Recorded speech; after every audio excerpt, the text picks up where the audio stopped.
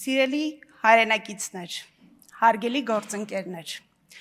այսօր մենք քննարկում ենք ոչ միայն ֆինանսավարկային և բյուջետային հարցերի մշտական հանձնաժողովի նախագահի ընտրության հարցը, այլև շատ ավելի կարևոր հարց։ Խորհրդարանական վերահսկողության, քաղաքական պատասխանատվության և գործադիր իշխանության նկատմամբ հակակշիռների հարցը։ Սիրելի հայրենակիցներ, ֆինանսավարկային և բյուջետային հանձնաժողովը խորհրդարանի ամենաառանցքային հանձնաժողովներից մեկն է, որտեղ քննարկվում են պետության ֆինանսական քաղաքականությանը, պետական բյուջեին, հարկային քաղաքականությանը, պետական պարտքին, հանրային միջոցների արդյունավետ տնօրինմանը վերաբերող առանցքային հարցեր։ Այդ պատճառով կարծում եմ, որ այս հանձնաժողովի ղեկավարումը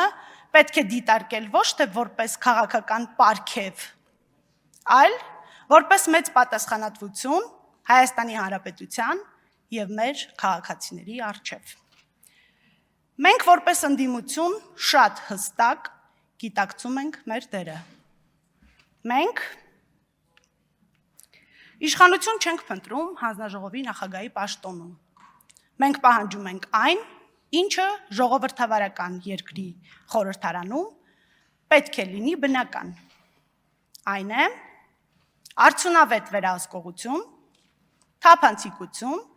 և գործադիր իշխանության հաշվետվողականություն։ Ընդդիմադիր պատգամավորի կողմից այս հանձնաժողովի ղեկավարումը հենց այս տրամաբանության մեջ է։ Մենք չենք պատրաստվում մերժել ամեն ինչ, միայն այն պատճառով, որ դա մեր օպոնենտներն են բերել։ Մենք առաջնորդվելու ենք բացառապես մեկ սկզբունքով։ Բխում է արդյոք այդ որոշումը Հայաստանի Հանրապետության և մեր ժողովրդի շահերից։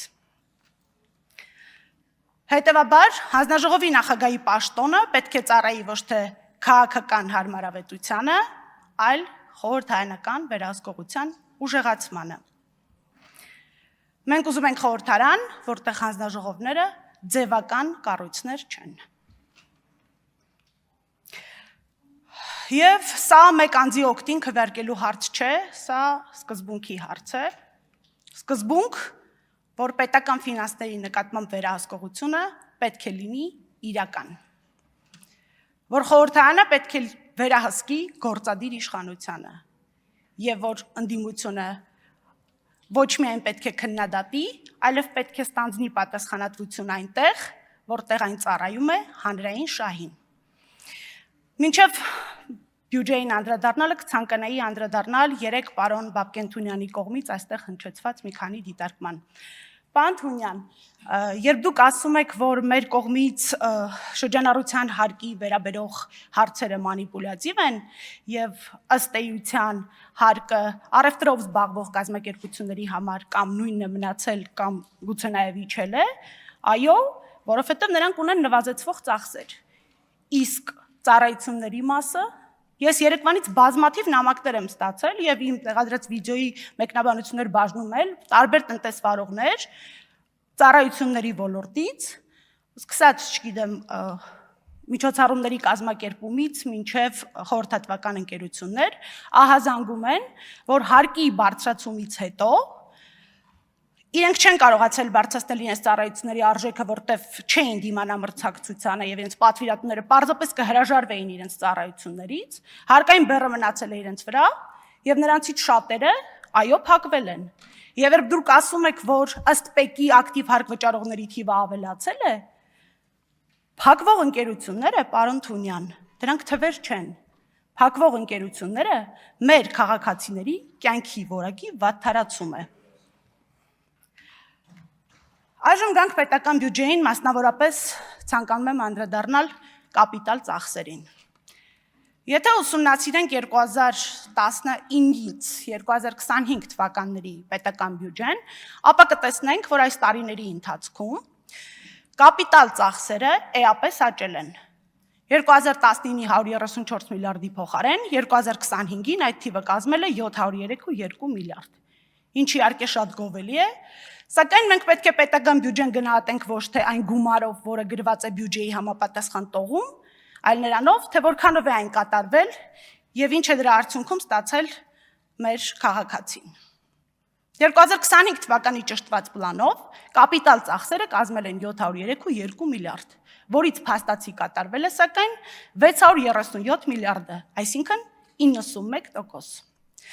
2026 թվականի առաջին կիսամյակի ճշտված պլանը կազմել է 375.8 միլիարդ,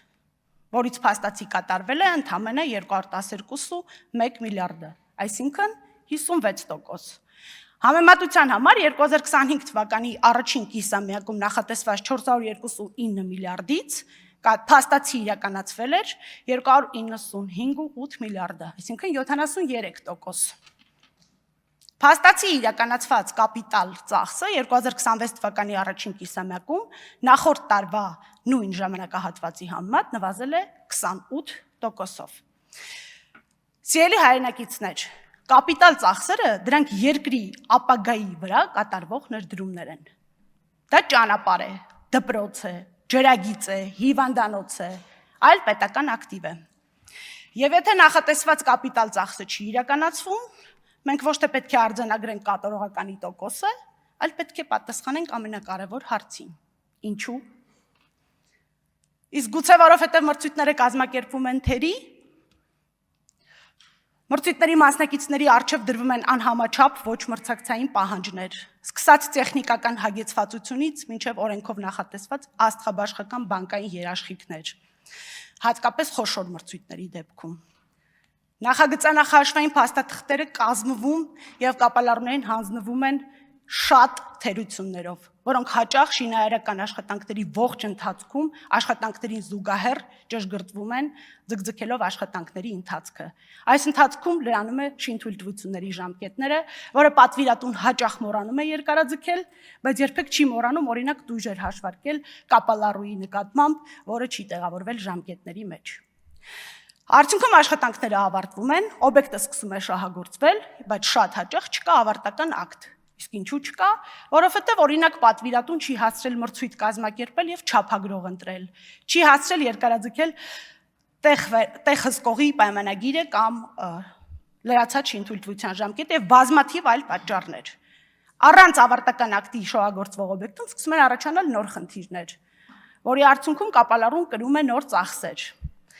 Այս ամենի հետևանքով տնտեսվարողները սկսում են շատ զգուշորեն վերաբերել պետական մրցույթներին մասնակցելու որոշմանը։ Դրա արդյունքում մրցույթների մասնակիցների թիվը քիչ է լինում, չի լինում իրական մրցակցություն եւ գնային առաջարկները լինում են բարձր։ Սիրելի հայրենակիցներ, պետական բյուջեն իշխանության սեփականությունը չէ։ Այն Հայաստանի քաղաքացիների գումարն է։ Յուրաքանչյուր դրամ, որը հավաքվում է հարկատուներից, պետք է ծախսվի հիմնավորված,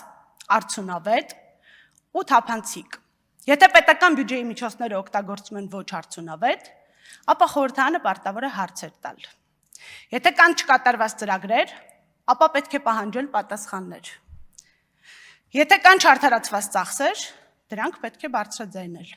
Եվ սրանք այն հարցերն են, որոնց նկատմամբ խորհրդարանական վերահսկողությունը պետք է լինի իրական, այլ ոչ թե ձևական։ Շնորհակալ եմ։